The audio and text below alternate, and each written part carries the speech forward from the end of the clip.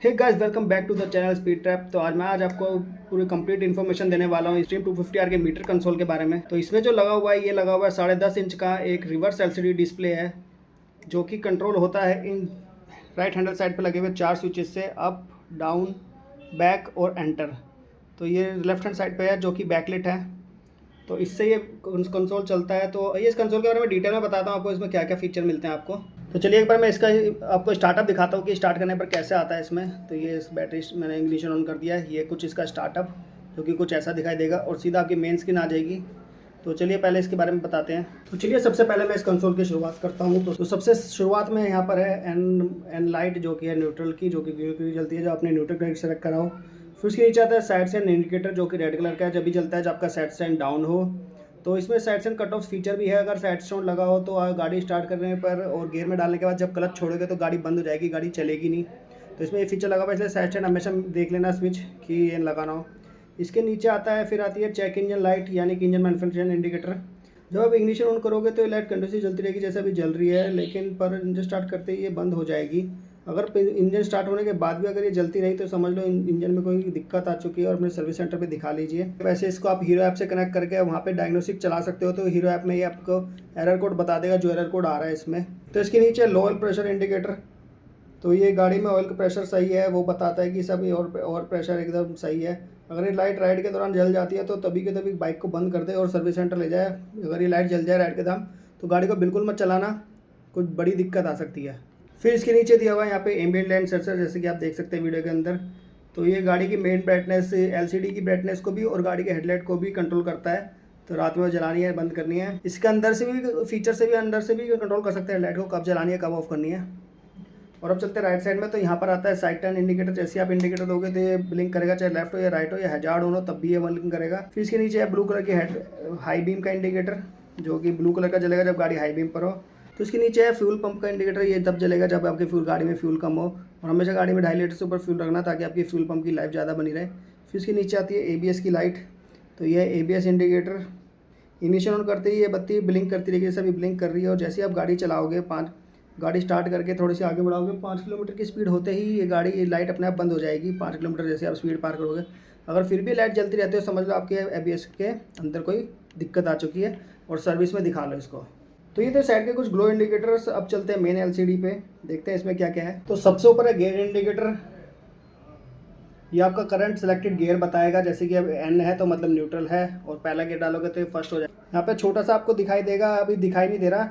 वैसे इसके साइड में एक एरो बनी आती है, तो वो आपका गियर एडवाइज़र है। यहाँ पर कब आपको गियर असिस्ट, ये आपको असिस्ट करेगा कि गियर ऊपर करना है, कब गियर डाउन करना है। बेस्ट एफिशिएंसी के लिए, पावर के लिए नहीं, बेस्ट एफिशिएंसी के लिए आपको अपग्रेड करेगा। इसके अंदर कुछ प्री फिक्स एल्गोरिदम डाले हुए है कि आपकी बेस्ट एफिशिएंसी कैसे निकालनी है गाड़ी को। तो उसके अकॉर्डिंग आपको हर सेलेक्टेड गियर आपको बताएगा कब आपको गियर अप करना है, कब आपको गियर डाउन करना है। फिर इसके बाद यहाँ पे जो बार आता है, ये है इंजन कूलेंट टेम्परेचर का। ये इंजन का नहीं है, इंजन के कूलेंट के टेम्परेचर का है कि कूलेंट कितना गर्म है, तो जो रेडिएटर से फ्लो हो रहा है। तो ये सेगमेंट्स में है। तो हमेशा जो नीचे के 2 सेगमेंट जलेंगे, समझो ये इंजन अभी कोल्ड पड़ा हुआ है, जैसे 2 सेगमेंट जल रहे हैं। हमेशा इंजन को तभी ऑपरेट करें जब वो 3 या 4, 5 तक इंजन जल जाए, अपने ऑप्टिमम टेम्परेचर पे आ जाए, ऑपरेशनल टेम्परेचर पे, तभी गाड़ी चलानी चाहिए। थोड़ी देर आइडल करके छोड़ दे, ये अपने आप बीच में आ जाता है, 3 सेगमेंट इसके ऑन हो जाते हैं। फिर इसके नीचे है डिजिटल क्लॉक। ये हावर और मिनट बताती है, 24 घंटे टाइप में है ये आपकी 24 आवर टाइप में है। तो यानी कि ये 1-2 नहीं बना सकती है, 13-14 ही बजाती है, जैसे ट्रेन में बजते हैं। तो ये चेंज नहीं होता, ये ऐसी ही इसकी आदत डालनी पड़ेगी। फिर आपका आता है टैकोमीटर, जो कि 1000 आरपीएम से लेके 12000 आरपीएम तक की रेड लाइन दिखाता है। और रेड लाइन शुरू होती है 10,000 आरपीएम से। और ये भी सेगमेंट्स में यहाँ से चलेगा, जैसे जैसे आप रेस दोगे वैसे वैसे आपका ऊपर नीचे होएगा ये। फिर इसके यहाँ पे एक बीच में छोटी सी लाइट जलेगी, सर्विस रिमाइंडर इंडिकेटर है वो। ये जब जलती है जब आपका सर्विस ड्यू हो जाती है, तो यहाँ पे एक छोटी सी पाना सा बना आ जाएगा, ठीक है। फिर इसके नीचे आता है स्पीडोमीटर, जो आपकी राइट स्पीड इंडिकेट करेगा किलोमीटर पर आवर में, जिस स्पीड पर गाड़ी चल रही है।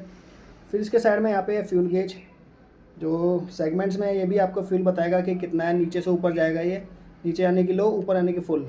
फिर आता है एक छोटा सा मेन डिस्प्ले, जो कि नीचे दिया हुआ है यहाँ पर, जो ऑन करने पर जैसे चैलेंज द एक्सट्रीम का इसमें साइन लिखा मैसेज देता है, चैलेंज द एक्सट्रीम। तो फिर इस डिस्प्ले में चलते हैं। तो सबसे पहला जो आपका मेन है यही वाला है जो दिया हुआ है इस पर। तो सबसे पहले इसमें दिखाएगा आपका ओडोमीटर की गाड़ी ओवरऑल कितने किलोमीटर चली हुई है। तो ये ओवरऑल डिस्टेंस बताता है जो बाइक ने अब तक कवर करी है। तो ये 9,99,999 तक ही जा सकता है। 10 लाख किलोमीटर के ऊपर फिर जीरो हो जाएगा। तो इसी के नीचे आपका दिया हुआ है जो उनका डे है, जैसे कि आज वेडनेसडे है, तारीख 21 तारीख है, मई महीना है, 2025 साल। तो ये भी आपको बताएगा इसके अंदर ही। फिर इसके अगले डिस्प्ले पे जाने के लिए हमको जो लेफ्ट हैंड साइड पे जो डाउन वाला बटन एक बार दबाना है। जैसे हम एक बार डाउन वाला बटन दबाएंगे तो नेक्स्ट ही आ जाएगा। ये है हमारा ट्रिप मीटर। तो ये बताता है हमारा ट्रिप जो कि सिर्फ 999 किलोमीटर तक जा सकता है, लेकिन 999 किलोमीटर तक ये खा सकता है। 999 किलोमीटर होते ही पूरे तो ये दोबारा से जीरो हो जाएगा, क्योंकि जगह कम है यहाँ पर। मेरे को लगता है ये बहुत ख़राब चीज़ दी है उन्होंने, क्योंकि कईयों की ट्रिप होती है 1000 किलोमीटर से लंबी होती है, तो वो ये नहीं नाप पाएंगे। तो ये सबसे पहले ऊपर है जो दिया हुआ है, ये बताएगा ट्रिप आपकी किलोमीटर कितनी चली है, ट्रिप 1। जैसे कि ये है ट्रिप ए, यहाँ पे मेन ट्रिप बताएगा ट्रिप ए, गाड़ी चली है 15.7 ट्रिप में। उसके बाद में टाइम कितना लगा ट्रिप में ये वो बता रहा है। इस ट्रिप में मेरे को लगा 38 मिनट 15 किलोमीटर चलाने के। एवरेज स्पीड कितनी रही हमारी इस ट्रिप के लिए, तो वो रही 25 किलोमीटर प्रति घंटे की, तो वहाँ बताएगा। और फ्यूल एफिशिएंसी इस ट्रिप की बता रहा है पूरी गाड़ी की। तो इस ट्रिप की जो हमारी फ्यूल एफिशिएंसी है वही 28.2 किलोमीटर। तो ऐसे हम एक बार और डाउन बटन दबाएंगे तो ट्रिप बी आ जाएगा, तो ये भी वो हो सकता है। और हमें अगर ट्रिप को रीसेट करना हो तो मैं जैसे ट्रिप बी पे हूँ तो हमें एंटर जो बटन है बड़ा वाला बीच वाला, उसको थोड़ी देर दबा के रखना है, ये रीसेट हो जाएगा। ये देखिए ये हो गया रीसेट। फिर डाउन बटन दबाते हैं जो नेक्स्ट आएगा वो आएगा RTMI, जाके रियल टाइम माइलेज इंडिकेटर है जो इंस्टेंट माइलेज दिखाता है गाड़ी की, और ये हर 3 सेकंड में रिफ्रेश होता रहता है। फिर उसके नीचे आता है फ्यूल एफिशिएंसी, जो ओवरऑल गाड़ी की फ्यूल एफिशिएंसी इस टाइम कितना दे रही है गाड़ी, तो ये वो दिखाता है। जैसे कि 30.3 किलोमीटर दिखा रहा है। हर एक का राइडिंग स्टाइल अलग होता है, तो उसके अकॉर्डिंग ही दिखा सकता है। और जो फ्यूल एफिशिएंसी इस टाइम गाड़ी में दिखा रहा है उसके अकॉर्डिंग ये रेंज कैलकुलेट करता है गाड़ी में कितना फ्यूल पड़ा है और एफिशिएंसी कितनी आ रही है। तो जैसे कि 30 किलोमीटर की माइलेज चल रही है, तो इसके हिसाब से गाड़ी 193 किलोमीटर चल पाएगी जितना इस फ्यूल इस गाड़ी के अंदर है। जो ये रियल टाइम माइलेज इंडिकेटर आपको ये दिखा सकता है कि 0 से लेके 120 किलोमीटर प्रति लीटर की माइलेज तक दिखा सकता है। क्योंकि कई बार हम कोस्टिंग करते हैं तो कोस्टिंग करते समय गाड़ी की माइलेज बढ़ सकती है, क्योंकि जैसे कि हमने कोस्टिंग मतलब समझा दूं आपको कोस्टिंग क्या होता है। जैसे कि हम गाड़ी भगाई 100 पे और हमने लीवर पुल कर लिया अंदर क्लच का, और गाड़ी फिसलती हुई जा रही है, मतलब लुढ़कती हुई जा रही है, तो उस टाइम क्या होगा कि जो टैकोमीटर है वो तो अपना 1500 पे आ जाएगा, जो फ्यूल जा रहा होगा वो 1500 RPM का जा रहा होगा इंजन के अंदर, लेकिन जो स्पीड होगी वो डिस्टेंस बहुत जल्दी जल्दी कवर कर रही होगी, तो इसलिए RTMI दिखा सकता है हमें 70-80 की भी माइलेज उस टाइम पे। तो फिर एक बार डाउन का बटन दबाएंगे तो नेक्स्ट डिस्प्ले आ जाएगी, वो है सर्विस ड्यू, कि आपकी सर्विस ड्यू कितने किलोमीटर में बाकी है ये बताएगा। जैसे अभी दिखा रहा है 414 किलोमीटर के बाद दूसरी सर्विस है। फिर इसका आएगा बैटरी हेल्थ कितनी है इस टाइम। जैसे मैंने वो काफ़ी देर से चला के छोड़ी हुई है डिस्प्ले, तो 12.7 से 12.3 पे 2 पे आ गई है ये वोल्ट। तो उसके बाद ABS के मोड आ गए, तो ABS के मोड बताएगा रोड या ट्रैक। 2 मोड है इसके अंदर। ट्रैक रोड पर है कि दोनों ABS आगे पीछे दोनों व्हील पे ABS काम करेगा। ट्रैक पे जैसे डालोगे तो रियर व्हील का ABS जो है ऑफ हो जाएगा। तो नेक्स्ट जो है इसका अपीयरेंस, इसमें 3 मोड दिए हुए हैं अपीयरेंस के। तो बीच का बटन दबा के सेलेक्ट कर सकते हैं हम ऑटो में, यानी कि ब्राइटनेस और हेडलाइट ऑटोमेटिक ये सेंसर तय करेगा कि कब जलानी है कब बंद करनी है हेडलाइट भी। और एक नाइट मोड, इस नाइट मोड में होगा क्या कि आपकी डिस्प्ले की ब्राइटनेस जो है कम हो जाएगी और आपकी हेडलाइट जो है ऑटोमेटिक जल जाएगी। तो जब अपीयरेंस डे मोड पर सेट होगी तो स्विच बीच वाले में सिर्फ आपकी लो बीम पर होगी तो आपकी हेडलाइट नहीं जलेगी। तो अगर हाई बीम होगी तो भी नहीं जलेगी। तो डे मोड मतलब समझो कि हेडलाइट बिल्कुल नहीं ऑन होएगी। अगर आपने नाइट मोड पर सेलेक्ट करा होगा तो आपकी अगर स्विच आपका लो बीम पर सेट है तो लो बीम जल जाएगी और हाई बीम दोनों जला सकते हो आप इसको।